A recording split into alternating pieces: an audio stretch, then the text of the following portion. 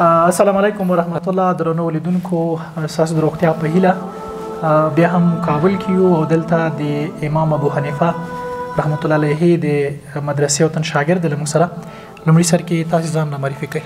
السلام علیکم ورحمت الله وبرکاته. نوم ابراهیم دی، د امام ابو حنیفه مسجد څخه یم، د قاري صاحب شریف الله ذهین شاګرد. ډېره ښه ده. دا سلام دې په تجوید کې واچو که نه؟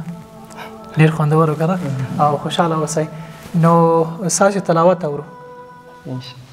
أعوذ بالله من الشيطان الرجيم. بسم الله الرحمن الرحيم. قال كم لبثتم في الأرض عدد سنين؟ قالوا لبثنا يوما أو بعض يوم فاسأل العادين. قال إن لبثتم إلا قليلا لو أنكم كنتم تعلمون.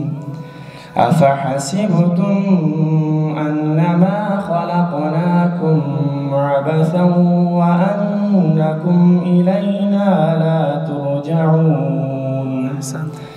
فتعالى الله الملك الحق لا إله إلا هو رب العرش الكريم.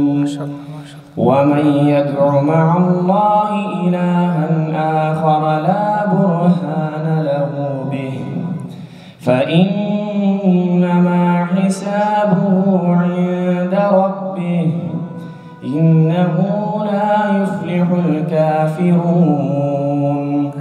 وقل رب اغفر وارحم وأنت خير الراحمين. صدق الله العظيم. جزاک الله. ډیره زیاته مننه. د قاری صاحب شریف الله ذهین شاګردو کوم چې موږ ته یې نظمونه ویلي دي او زموږ همیشنی ملګری دی. نو له تاسو مننه کوو. خوشحاله اوسئ. سلامت.